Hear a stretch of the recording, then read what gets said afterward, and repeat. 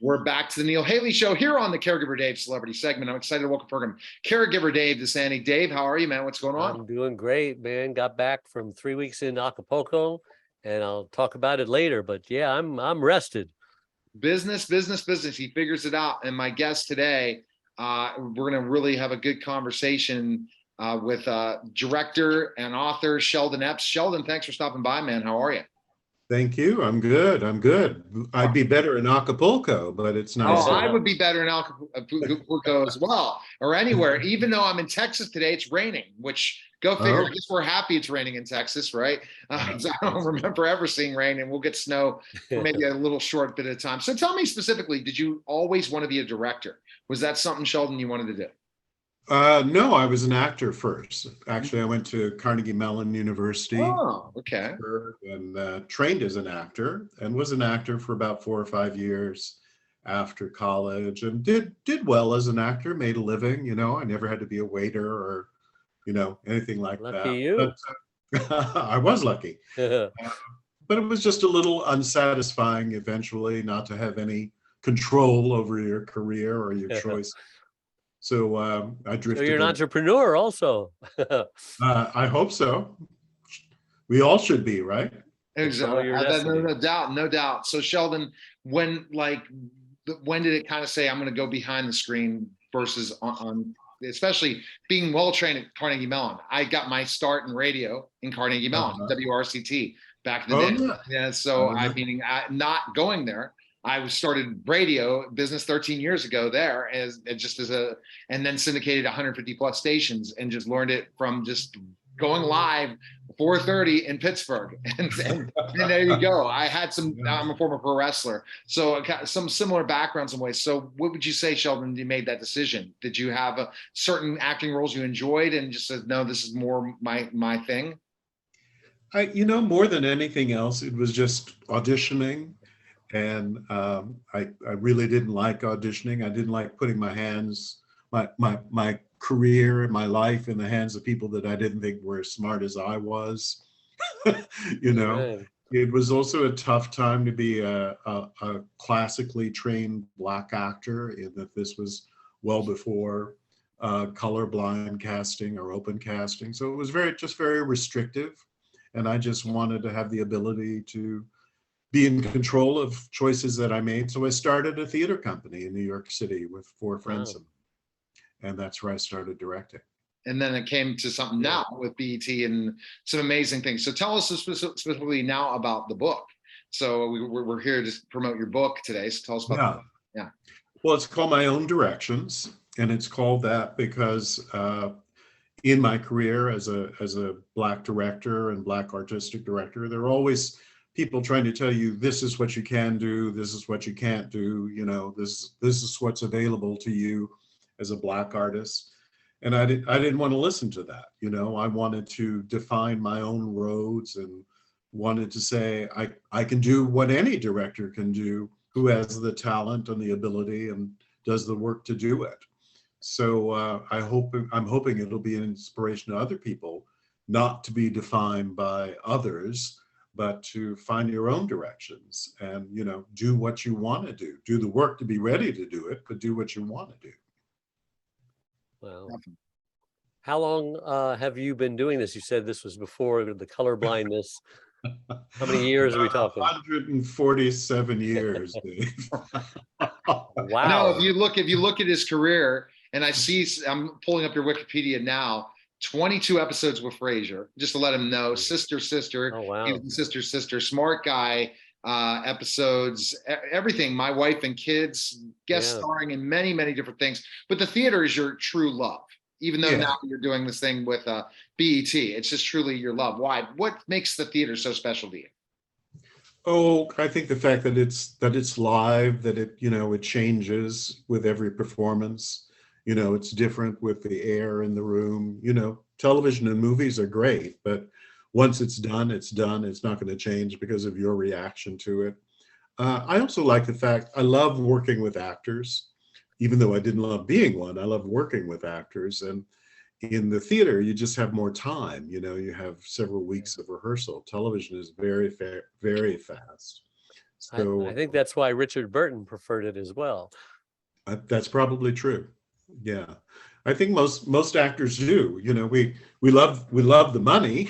We love the fact that it's a great subsidy for working in the theater. But So do I you think, still dabble in the theater amidst oh your yeah, professional career? actually, Neil, I Keeps you just did a sharp, play. doesn't it? Yes, I just did a play in Houston, There actually, you a go. play called Miss Maud. I'm in Dallas, so if you're ever in Dallas, hit me up in Dallas. So definitely. Okay. Yeah, and or I'll be in Pittsburgh. I'm back and forth from Pittsburgh and Dallas, but yeah, and everywhere now. It's because again, I travel, and it's fun to have those opportunities. Now, Dave has his last question because we do have a quick hard stop. What do you hope people to gain from the book? The most important thing out of the book. What is your goal? As I said, don't be limited by what anybody else says. Don't be put in a box. You know, your possibilities are unlimited. I'm a little black kid from Compton who went on to do remarkable things in theater and television. So anybody can do that if they believe in themselves and if you do the work. See, isn't that interesting that people say that they can't? They limit themselves. They don't feel that they can do it. All that mindset. It's all mindset. Yeah, it's all about mindset and success. If you're telling yourself you can't do it, you're going to be limited, and you're never going to go further. That's And right. when I watch these documentaries, WWE documentaries, now I'm a former professional wrestler, Sheldon, and I never made it to the big time. And I watch and I say, you know what? I know why I didn't. I know why I didn't. I didn't take that last step. I didn't put all the effort. I didn't put the time and effort that I put into my brand now that I should have done then. Right. It's like, right. and even now compared to 3 years ago, and saying to myself, because to be a success in the entertainment industry, what do you think it takes? Hard work. What else? Hard work, training, you know, it's not magic. I tell people you wouldn't want a brain surgeon who didn't go to medical school, you know. You should want directors and actors who haven't studied their craft. It takes determination. It takes the ability to get back up, dust yourself off, and keep going, you know, because it's a constant roller coaster of ups and downs. But most of all, it takes love of what you do. You know, you got to love being an actor. You got to love being a director. You got to love telling stories. You know, you're a breath of fresh air, and I'm so tired of the forces in this country that keep telling young black men that you're victimized, you know, that the system's against you, you haven't got a chance. I mean, who would do that?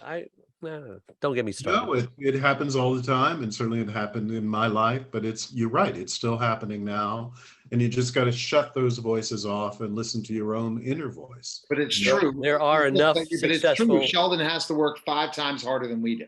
Sure, and that's understandable. But there are enough successful black people who have made it. You know. Yes. And I'm not by having all those qualities that you just mentioned.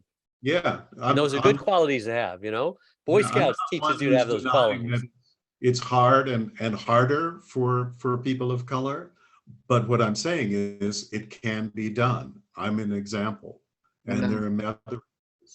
So you just cannot be defeated by those who say, this is not for you. You can't have this. Well, why can't I? That's so true. You're an important voice, especially to Black America, young Black America. Get them when they're young, you know. And they got to check out his book for sure. But Dave has a caregiving question, Sheldon, and go ahead with your caregiving question, Dave, and then we'll find out, Sheldon, where we can purchase the book. Okay, go, Dave. So I became a caregiver suddenly about 25 years ago. In the midst of what we were doing, we were just normal people, and all of a sudden my wife has this headache, turns into a stroke, loses her speech, becomes paralyzed on one side. And I'm a caregiver. I didn't even know what the word meant, but going through the grief process a couple of years wasn't pretty. You know, she was angry and bitter, taking it out on me. I didn't know if I wanted to be married. I didn't know if I wanted to be a caregiver anymore, but we hung in there, and she finally started coming around. I went to a support group, learned I had to take care of me first, and our love was rekindled. And now I'm Dave, the caregiver's caregiver. Did 35 morning shows, been on as many stages, wrote my 4th best-selling book. And my question to you is, you know, I started caregiverdave.com to help caregivers survive, because 30% of them actually die before their loved ones do. Everyone is either going to become a caregiver or need a caregiver. It's inevitable. Right, so what experience have you had? How has caregiving touched your life? With my parents, both of my parents lived to the very ripe old age of 98, you know. Wow. And fortunately, they were Longevity. pretty healthy and pretty sound of mind until the end, till the last couple of years. Mm. But those last couple of years were rough, and the mind starts to wander and go away. And then my dad's health broke down a little bit. So I understand what you're talking about, and it takes tremendous amount of human spirit. It takes love. It takes generosity, and it takes patience more than anything else. He You does got it. tremendous Well, work. that's why I'm doing seminars in Acapulco now to help caregivers get away, go on vacation in Acapulco Yeah. for 7 days. Right. So Right. No, that's an important part of it. Is as much as you love the person that you're taking care of, you do have to take care of That break. yourself. We all need Yeah. that break, and we need to have some for ourselves. Sheldon, where's the best place we can purchase the book and learn more about you? And do you have any other current projects you're doing? You definitely have the PET thing I would like you to promote as well. Yeah. The book is called My Own Directions, A Black Man's Journey in the American Theater, and you can get it at Amazon Books or straight through the publisher, McFarlane Books. And the BET movie is called Christmas Party Crashers, and that starts airing on BET on November 17th. So hope you'll watch it. what's the quick plot on that one? Oh, it's one of those zany rom-coms, you know, where people with business ambitions decide that the best way to get what they want is to crash a Christmas party and then move in with the billionaire who can give them what they want. Okay. Well, I tell you, I didn't know the experience. You had so many episodes on Frasier. That must have been an amazing experience, right? It was, yeah. Frasier was like director's heaven because the actors were so good and the scripts were so wonderful. He was so classical trained too, wasn't he? Yes, Kelsey, I think, went to Juilliard. Yeah, and David Hyde Pierce also was classically trained as an actor. I'm sure he appreciated you. Yeah, so it was great to work with Your them. direction. And I love doing a show called Girlfriends, which I did for 5 years. Oh, which wow. was Okay. hugely popular, you know, and that was also a great experience. Yeah, well, it's amazing, Sheldon. Thanks again. Best of luck. Great to connect with someone from Carnegie Mellon. I remember Carnegie Mellon did a program over with St. Agnes that I used to teach at, and they would bring their actors over to mentor the kids at St. Agnes. So a lot of interesting memories of Carnegie Mellon in that way when I was teaching, and appreciate you stopping by. Thank you. All right, you're listening and watching the Neil Haley Show, and we'll be back in just a moment.